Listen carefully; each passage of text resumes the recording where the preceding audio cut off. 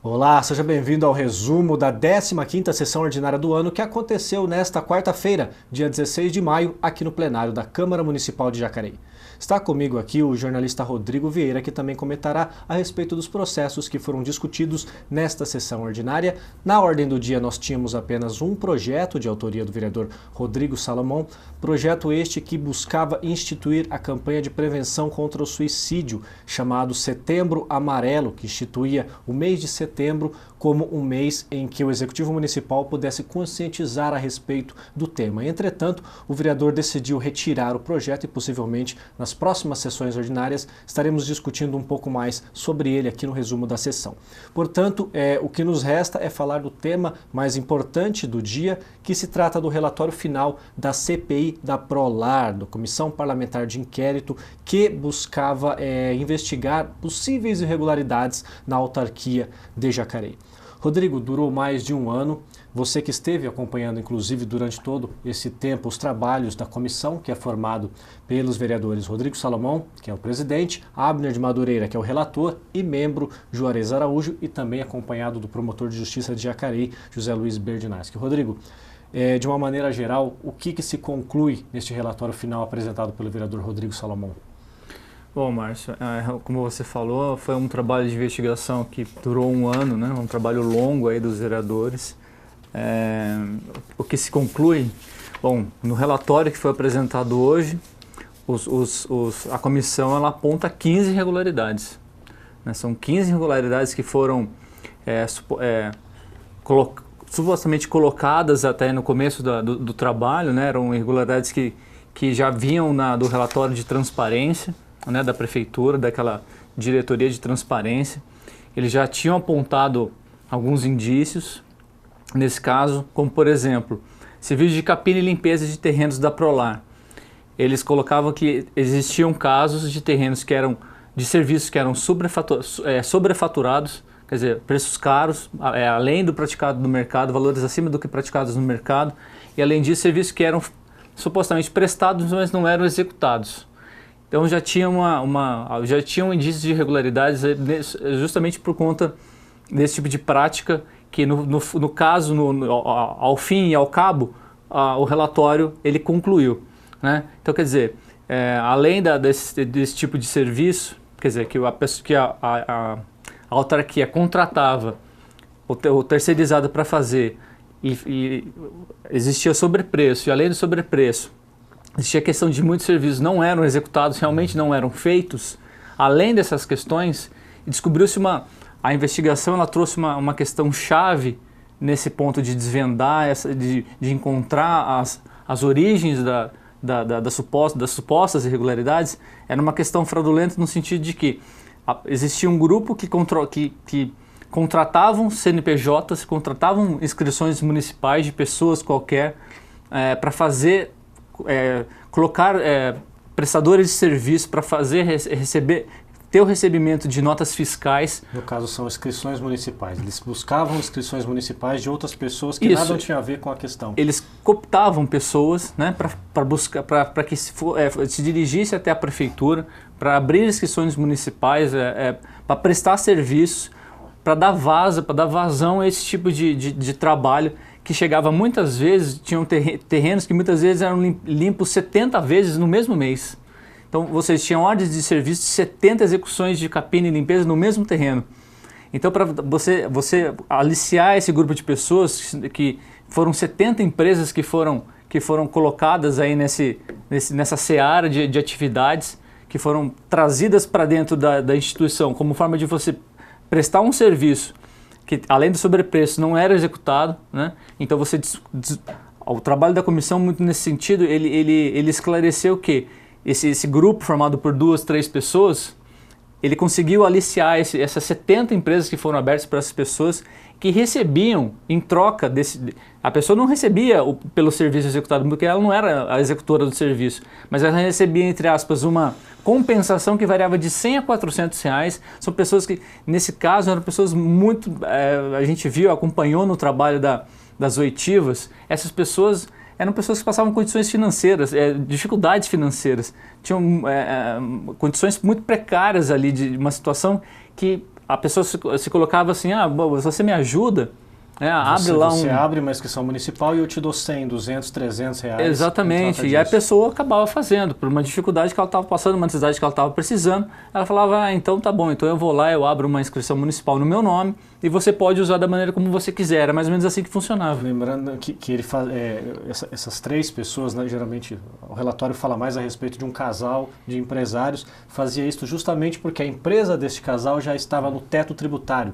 Eles não podiam mais continuar fornecendo serviço, porque senão cairiam na questão da receita, entre outros problemas tributários. Então, como você disse, cooptavam de outras pessoas que nada tinham a ver com essa questão e transformavam as inscrições municipais delas em empresas laranja, mais ou menos assim. Isso, exatamente. Eram empresas laranjas, pessoas que colocavam seu nome lá na abertura de uma inscrição municipal, não sabiam do que se tratava em absoluto, porque eram pessoas que não tinham uma ligação nenhuma com o tipo de serviço prestado, que nesse caso os serviços variavam desde manutenção de ar-condicionado até serviço de capina e limpeza, quer dizer, serviços que não tem nada a ver uma coisa com a outra, né? Então eram formas que essas pessoas encontraram de dar vaza para esse tipo de atividade, porque eles viam ali um tipo de atividade que eles poderiam ter lucro, afinal de contas eles receberam para fazer isso. Agora, o que foi feito com esse dinheiro, esse recebimento, isso não consta no relatório. Na verdade, a quebra do sigilo bancário, que foi autorizado pelo Banco Central,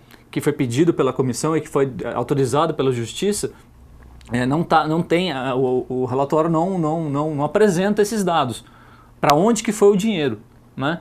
Mas que sabe-se que foi feito, porque isso foi depositado, tem dados, né, no caso do banco, de um banco aqui do município, né, um banco público federal, né, que tinha uma funcionária desse banco, que era irmã de dessa moça que você coloca, que aliciava as outras pessoas. Ela tinha esse envolvimento porque ela ajudava também para a pessoa receber esses valores. A pessoa, eu digo, a dona do CNPJ, né, a proponente do CNPJ. Então, quer dizer, você tinha uma atividade que ela já estava muito bem articulada, né, ela já estava muito bem constituída desse ponto. E eu acho que chegou numa situação, até o prefeito, o ex-prefeito Hamilton, quando ele prestou depoimento aqui, ele foi questionado a respeito de crédito suplementar que foi aberto em nome da Prolar, mas de quase R$1 milhão, mas que o prefeito falou, olha, mas nesse caso eu assinava um monte de coisa, eu acreditei nas pessoas, nos meus gestores, enfim, quer dizer, você tem uma condição também de lavagem, né? Lavo minhas mãos, o que vocês estão fazendo aí eu não sei, né? Era mais ou menos isso que ele estava dizendo ali naquele momento. E, nesse ponto, o relatório ele coloca uma responsabilidade civil, criminal e administrativa, porque existem aí, nesse caso, servidores públicos, né, envolvidos, ex-gestores, né, que eram comissionados na época, e também essas pessoas que de uma forma ou de outra estavam diretamente envolvidas nessa questão. Ditas como empresários. Né? Ditas como supostos empresários que aliciavam essas outras pessoas para que abrissem essas empresas pequenininhas, as inscrições municipais. Agora, o que surpreende nesse fato, o que surpreende com o resultado dessa história, é que tudo que isso aconteceu, isso foi em um ano. Isso durou, essa investigação foi do ano de 2016. Então, a surpresa é essa. Os fatos são de 2016, a investigação começou no início de 2017, correto? Exato. Então, você tem aí uma fração de tempo muito curta, quer dizer, um ano em período eleitoral, você tem uma situação que, teoricamente, né, você tem os órgãos de fiscalização muito mais atentos para esse tipo de situação, né?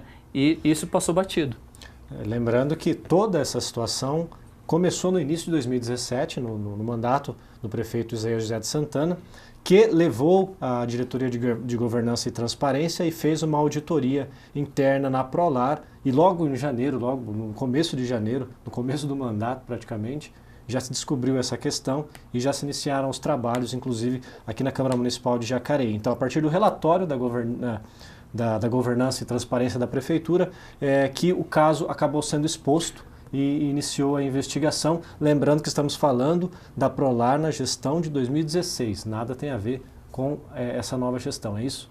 Sim, exato. Essa gestão atual, ela levantou o problema, né? O que aconteceu com esse relatório da Diretoria de Transparência, ela foi o estopim. Ela apontou uma ponta do iceberg apenas ali. Ela levantou o início do problema. Foi o estopim para que a investigação pudesse iniciar. E aí sim o trabalho da comissão ele foi muito eficaz, foi muito satisfatório nesse sentido, porque ele pegou esse fio da meada, esse comecinho desse problema que foi apontado pelo relatório da Diretoria de Transparência e aprofundou e ramificou. E chegou nessa situação de uma estrutura muito bem articulada, muito bem montada para que a coisa acontecesse. A coisa fraudulenta, né? Esse tipo de desvio de dinheiro público.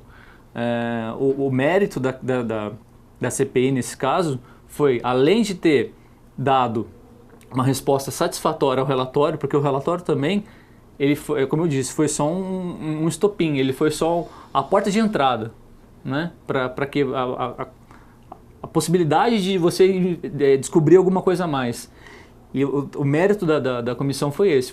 Ele deu vaza, ele ratificou esse relatório e muito mais que isso, ele foi muito mais além. Ele aprofundou item por item das questões que estavam obscuras ali no começo e colocou uma conclusão agora, nesse caso, daqui para frente, para a Justiça, né, no caso o Ministério Público, tomar as medidas cabíveis com essas pessoas que estão supostamente aí envolvidas. Antes da gente dar continuidade à questão do relatório, nós temos uma sonora com o presidente da CPI, vereador Rodrigo Salomão. A Cibele Sugano, nossa jornalista, está o entrevistando, falando a respeito deste assunto. Vamos ouvir um pouco. A gente conseguiu analisar e constatar um desvio da ordem de R$1.200.000 da Fundação Prolar de Jacareí, dinheiro esse que poderia ter sido usado para a construção de casas populares, legalização fundiária, ou seja, legalização dos nossos bairros, como 1º de Maio, 22 de Abril, Rio Comprido. Dinheiro esse que, desviado, prejudicou a vida de muitas famílias, principalmente as mais carentes da nossa cidade. Vereador, e agora que esse relatório final já foi entregue, ele está disponível no site da Câmara, como é que é o processo daqui em diante? Bom, durante a análise a gente constatou diversos crimes, principalmente dos envolvidos. Enumeramos quais são esses crimes aí no relatório final da CPI. Então, existem crimes na esfera civil, administrativa e na esfera criminal. Então, estamos encaminhando esse relatório ao Ministério Público para que os culpados sejam processados, punidos e esse dinheiro seja devolvido aos cofres públicos. Tá, então, ouvimos o presidente da Comissão Parlamentar de Inquérito, o vereador Rodrigo Salomão, falando a respeito do relatório final que foi lido e entregue nesta quarta-feira, na sessão ordinária, 15ª sessão ordinária do ano. Então, conforme nós estivemos debatendo aqui, o vereador expôs essa questão. O relatório afirma que a partir de agora já passa para um outro processo, uma questão que já não cabe mais à Casa Legislativa de Jacareí. Os documentos serão enviados tanto para o Ministério Público Estadual, Federal, para a Prefeitura de Jacareí, porque afinal também temos servidores que estão na ativa envolvidos no caso. Um resumo da CPI, praticamente foram 9 servidores e servidores ouvidos. Havia 71 empresas, entre aspas, empresas laranjas, inscrições municipais laranjas, podemos assim dizer, que estavam envolvidas nesse processo, mas foram convocadas 33 e destas 33, 13 foram ouvidas pela CPI, após os vereadores constatarem que a narrativa era basicamente igual, né? Essa que a gente conversou agora, que um casal vinha, oferecia um tanto de dinheiro para que oferecesse a inscrição municipal, a pessoa ia lá, abria uma inscrição municipal aqui no Atende Bem da Prefeitura e os serviços davam prosseguimento lá na Fundação Prolar, que nada tinham a ver, inclusive, com o ramo destas pessoas. Então, quando os vereadores perceberam que todas essas pessoas tinham a mesma narrativa, decidiram dispensar as demais e ficaram só com essas 13, que já era o suficiente e já demonstravam para que caminho deveria seguir. E o relatório também aponta a questão de associação criminosa, peculato, corrupção passiva e pede, claro, a punição dessas possíveis pessoas que estejam envolvidas. Para você que quer pouco mais de detalhe a respeito da CPI, no site do Legislativo, todo o caso está tanto resumido quanto detalhado, e você pode também baixar o relatório da Comissão Parlamentar de Inquérito na íntegra e poder ler, inclusive, nominar as pessoas, lá estão descritas. Rodrigo, agora então passa para uma questão que já não é mais daqui. O vereador Rodrigo Salomão salientou muito, principalmente a questão do sigilo bancário, né? Conseguiram, ao final já da CPI, a quebra do sigilo bancário de 5 pessoas e, a partir dessas movimentações financeiras, segundo ele, detectaram algumas coisas suspeitas, é isso? Já estava o trabalho da comissão, esse pedido de quebra do sigilo foi feito para a Justiça em setembro ou outubro do ano passado. Já estava chegando no final dos trabalhos, tal, a comissão já estava meio que na fase conclusiva, né, desse trabalho, e eles sugeriram essa possibilidade. Se a gente pedir a quebra do sigilo bancário, para a gente ter a certeza de que esse dinheiro foi para a mão de alguém, né, para a mão dessas pessoas que a gente está tentando encontrar o caminho do dinheiro. E aí eu lembro de uma reunião foi colocada essa possibilidade, a Câmara fez o pedido, né, da quebra do sigilo. O sigilo, a primeira vez, a quebra foi negada aqui no município. Aí houve uma outra tentativa, uma segunda tentativa, e essa segunda tentativa aí sim foi autorizada. E a partir de então criou um fôlego novo para a comissão. Foi um gás novo, foi um oxigênio, essa abertura, essa possibilidade de quebra de sigilo bancário que foi autorizado, foi um gás, deu um ânimo para a comissão, porque trouxe de fato, materializou uma possibilidade que eles ainda estava nebulosa no caminho deles. Só complementando, Rodrigo, quebra de sigilo bancário de 3 empresários, 2 servidores que ainda atualmente estão na ativa e um ex-servidor que já foi exonerado. Exato. Então, essa quebra de sigilo bancário foi fundamental para que eles conseguissem materializar a investigação, né? Colocar um fim nessa investigação. Foi como se fosse a cereja do bolo, né? Olha, todo o nosso trabalho, a conclusão está aqui, e o dado da quebra do sigilo, ele ratificou tudo aquilo que eles já estavam investigando, que já estavam praticamente 90% da situação esclarecida, mas eles precisavam da quebra do sigilo bancário para demonstrar que parte desse dinheiro foi para as mãos dessas pessoas, né? Então você materializa, você dá essa condição material de uma situação que até então estavam pessoas dizendo, né, diz que não diz, mas diz, né? Então você não, agora você, com a quebra do sigilo, você deu materialidade para isso. Isso foi fundamental para eles. Eu acredito que dá um peso maior para esse relatório, e agora com esse documento vai para as mãos do Ministério Público. Um trabalho fundamental nesse ponto é a participação do Ministério Público na situação, do promotor de justiça da cidadania, em todas as reuniões, em todas as oitivas, em todos os depoimentos.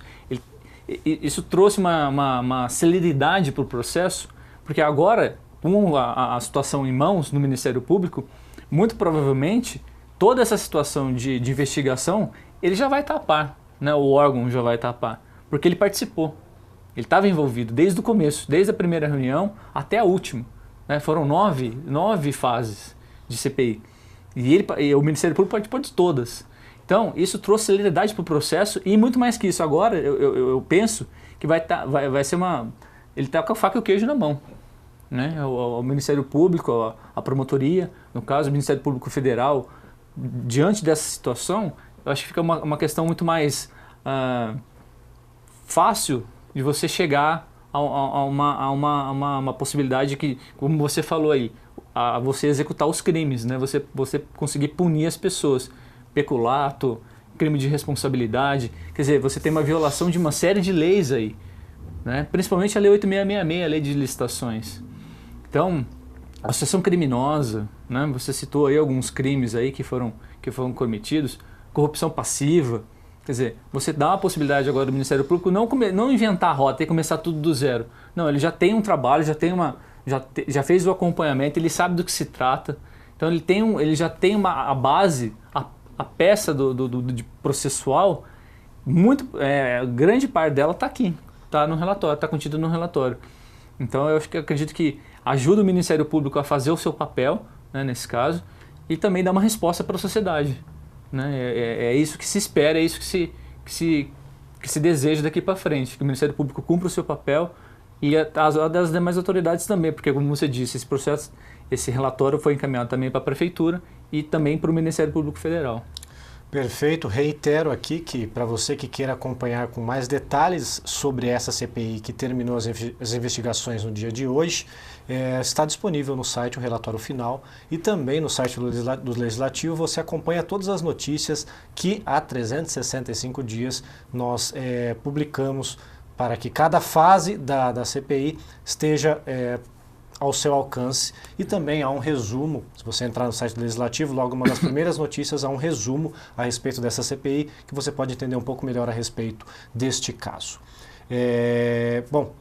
Esta então foi essa foi a 15ª sessão ordinária do ano, que aconteceu na quarta-feira, dia 16 de maio, aqui no plenário da Câmara Municipal de Jacareí.